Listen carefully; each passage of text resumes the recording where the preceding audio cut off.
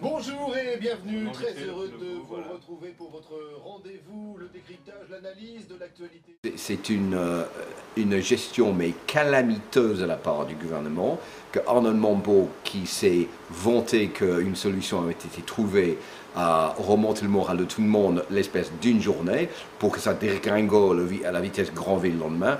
Et c'est un couac gouvernemental qui, pour moi, est inexcusable. On fait semblant que l'État peut résoudre la question. Et toute la question, c'est que l'État ne peut rien faire. Et on le voit bien avec l'automobile. C'est une crise redoutable et personne ne veut assumer la réalité. Imaginez que l'État français a les moyens de résoudre le problème, c'est illusoire, c'est tromper aux Français. Si l'État français devient actionnaire d'une grande entreprise en crise, ça coûte très cher aux contribuables. Et au bout du compte, ça ne sert absolument à rien.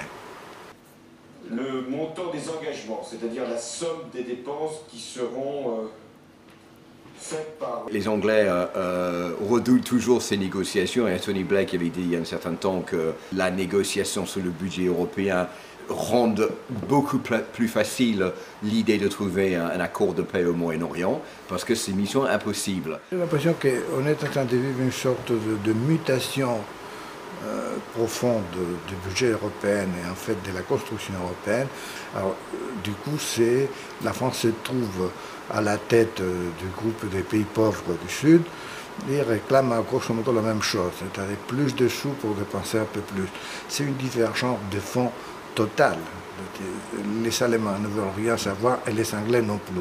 Il faut savoir que les Britanniques pensent déjà qu'ils contribuent trop, que l'Europe coûte trop cher, qu'ils ne rapportent pas assez pour la Grande-Bretagne. Évidemment, David Cameron ne pouvait pas rentrer en Grande-Bretagne sans avoir réussi son coup à négocier un budget qui correspond à ce que veulent les Britanniques. Donc évidemment, ce n'est pas du tout ce que veut François Hollande, qui lui aimerait un budget un peu plus grand, alors que les Allemands d'un côté et les Britanniques de l'autre veulent un budget plus petit.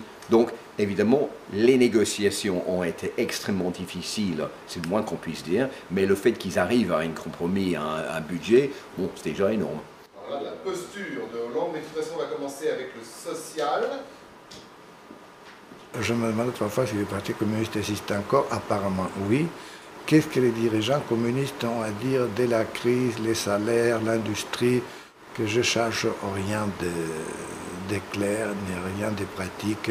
Ils sont perdus dans leur nuage et c'est Mélenchon qui agite le drapeau de la gauche de la gauche. Je me demande vraiment à quoi ça sert le Parti communiste en France. On a d'un côté Jean-Luc Mélenchon, c'est grâce à lui que le Parti communiste subsiste, et de l'autre côté les socialistes. Les gens ne voteraient plus pour les communistes, à mon avis, plus pour Mélenchon ou d'un autre côté pour Marine Le Pen. Donc l'avenir du Parti communiste, je me pose la question, c'est devenu plutôt une partie municipale, rurale, locale, et ça n'existe pratiquement plus sur le plan national.